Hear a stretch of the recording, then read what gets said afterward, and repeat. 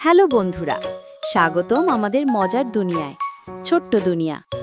এখানে আছে গল্প, গান, রঙিন ছড়া আর অনেক হাসি খুশির মুহূর্ত। চলো মজা করি একসাথে, কারণ এটা আমাদের ছোট্ট দুনিয়া। হ্যালো ছোট্ট বন্ধুরা, আজ আমরা শুনবো এক মজার গল্প, নেকড়ে আর বক। এই গল্প আমাদের শেখায় দয়া আর কৃতজ্ঞতার এক দারুণ শিক্ষা।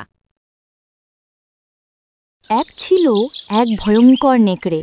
সে থাকত ঘন জঙ্গলে, নদীর ধারে। একদিন শিকার করতে করতে সে এক পশুকে ধরে ফেলল আর তাড়াহুড়ো করে খেতে শুরু করলো। খেতে খেতে হঠাৎ একটা বড় হাড় তার গলায় আটকে গেল। নেকড়ে কাশতে লাগলো, করে ব্যথায় গর্জন করতে লাগলো। সে চেঁচিয়ে বলল, আরে কেউ আছো, আমাকে বাঁচাও। একটা বক সেখানে এসে দাঁড়ালো।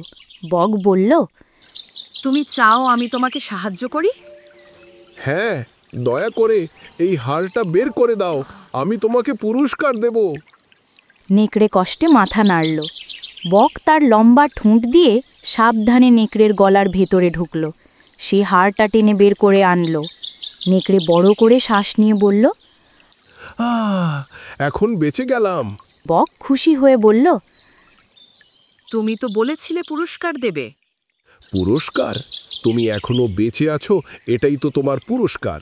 আমি তোমাকে খাইনি, সেটাই যথেষ্ট। বক রেগে গেল, কিন্তু কিছু বলল না, উড়ে চলে গেল।